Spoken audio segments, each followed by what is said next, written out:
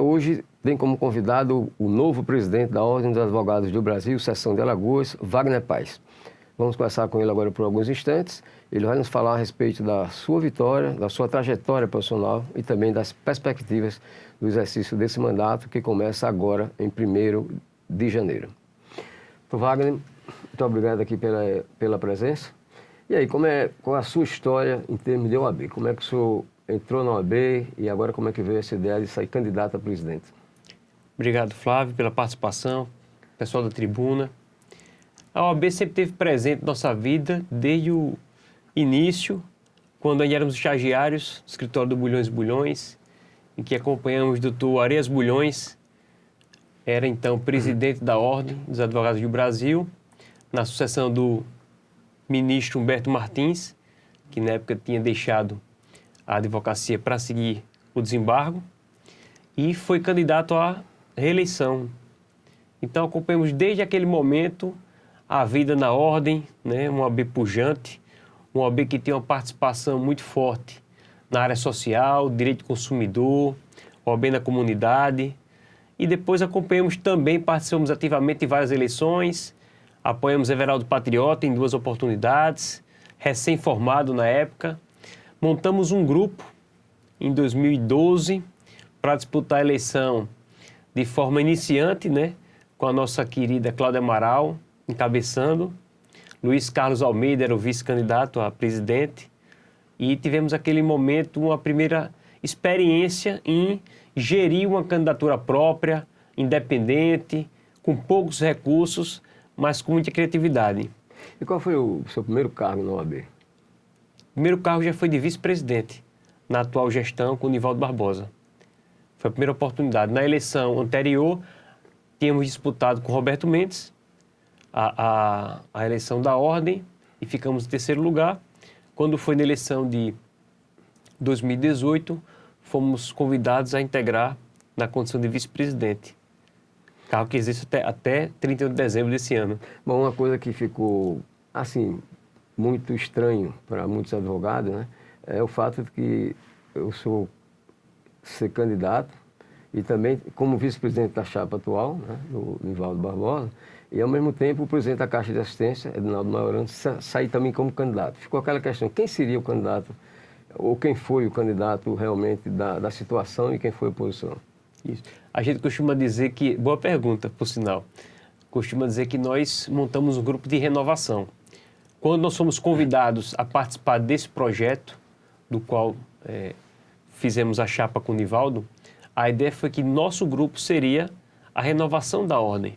Que esse grupo que estava lá já há 9 anos precisava de oxigenação. E que a fórmula que eles enxergavam do projeto continuar sendo vitorioso era trazer pessoas de fora, de oposição, jovens advogados, com experiência, com história de vida, para que pudessem dar oxigenação na Ordem.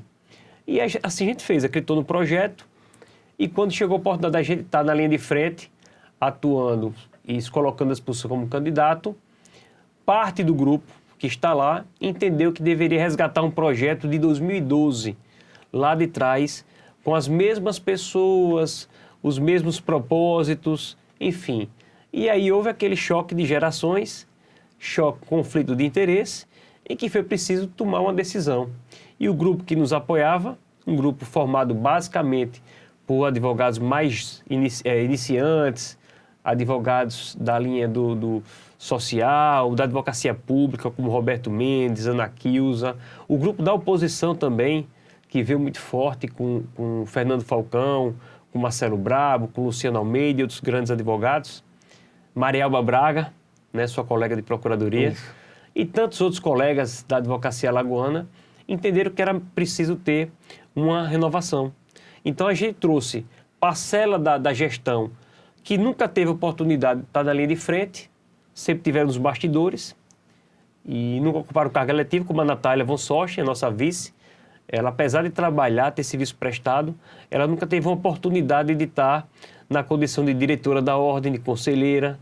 E isso era muito, muito significativo para a gente, colocar essas pessoas em evidência, porque elas tinham história, tinham trabalho, tinham competência, mas não eram vistas pelo grupo que estava lá há muito tempo como uma pessoa que pudesse estar na linha de frente.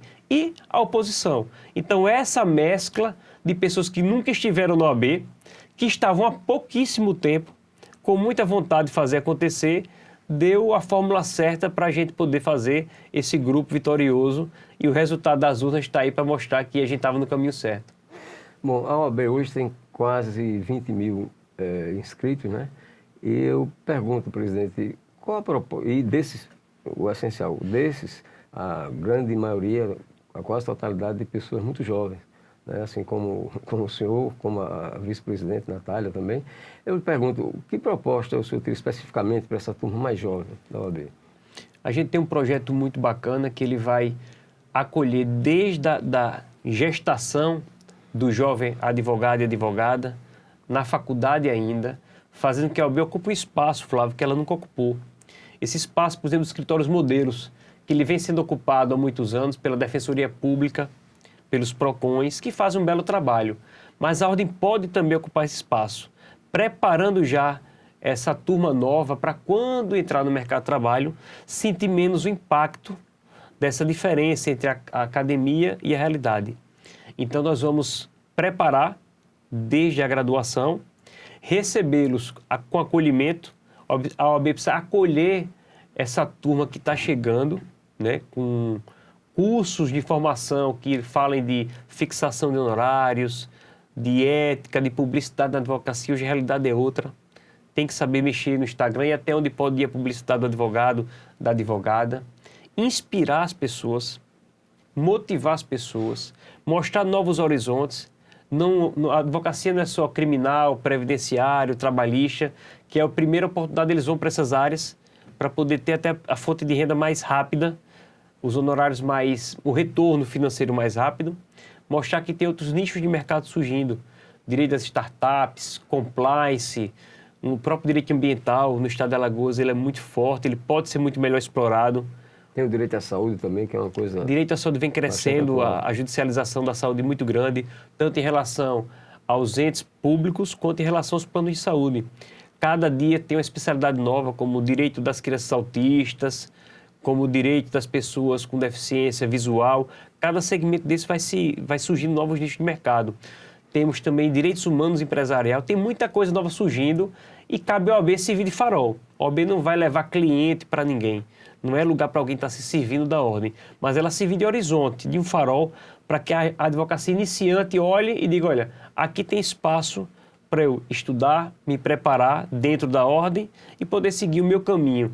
Então, a gente também vai ter um projeto chamado OABank Digital, que vai ser uma plataforma financeira, que além de propiciar que o advogado tenha acesso a linhas de mercado, ele monta o seu escritório, tem uma carência para começar a pagar, porque eu precisei lá atrás também ter uma oportunidade dessa, e fui num banco, tirei um empréstimo, tive carência, paguei juros baixos, e consegui chegar onde chegamos hoje, graças à oportunidade que uma instituição financeira me deu.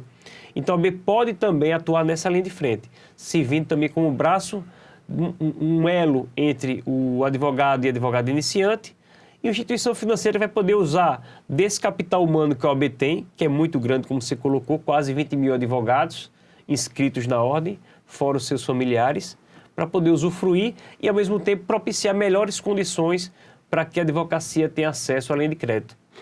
De maneira geral, de forma geral, quais são os seus principais compromissos para essa gestão? Os principais compromissos: devolver à advocacia o orgulho, a altivez. Isso passa pela defesa intransigente das prerrogativas. O sistema jurisdicional precisa entender o papel do advogado, da advogada. Nós não somos melhores do que ninguém.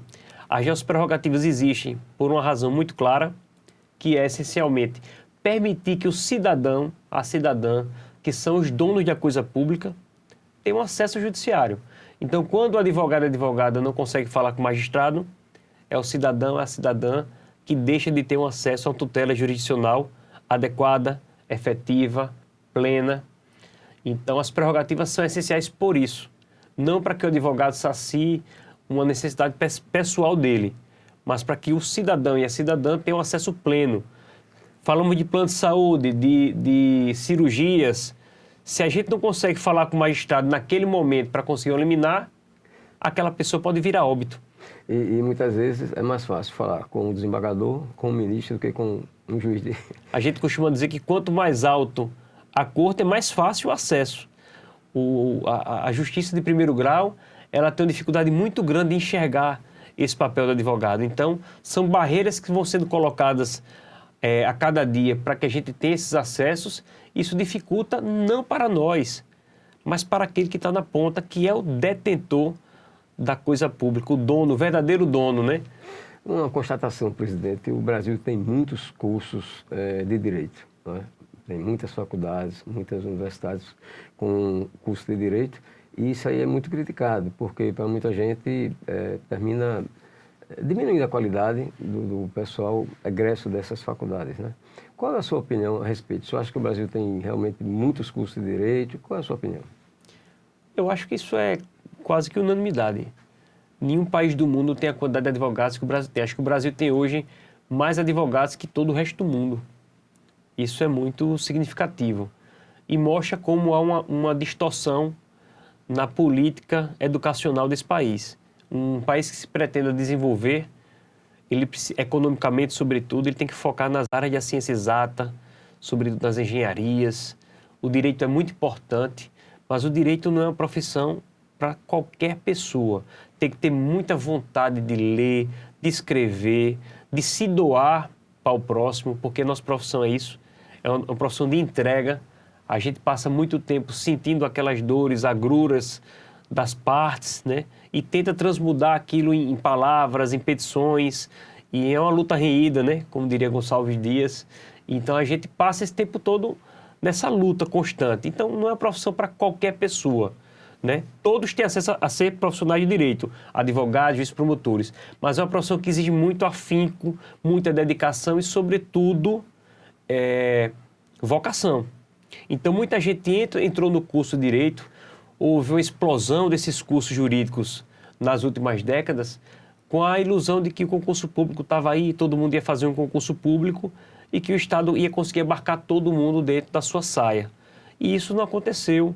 As crises econômicas vieram e mostrou-se que não foi possível socorrer toda essa gama de estudantes na vida profissional dentro do aparato estatal. Então criou-se um vácuo aí muito grande, muitos profissionais foram para a advocacia por falta de opção, não porque tinham vocação, e isso é uma situação muito difícil de ser solucionada posteriormente, porque você não vai ensinar, não digo ensinar, mas você não vai conseguir fazer a pessoa se apaixonar pela advocacia se ela de fato não for apaixonada desde a graduação. Então ficaram muitos cursos de direito para pouco mercado.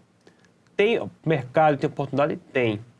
Mas é preciso, acima de tudo, que o estudante, o profissional venha escolher o rumo que vai seguir por vocação.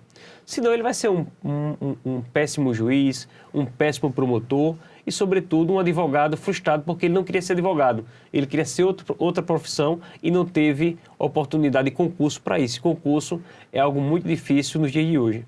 Bom, para encerrar, que mensagem o senhor poderia deixar para a população alagoana, para o povo alagoano, principalmente no que diz respeito a essa questão da cidadania?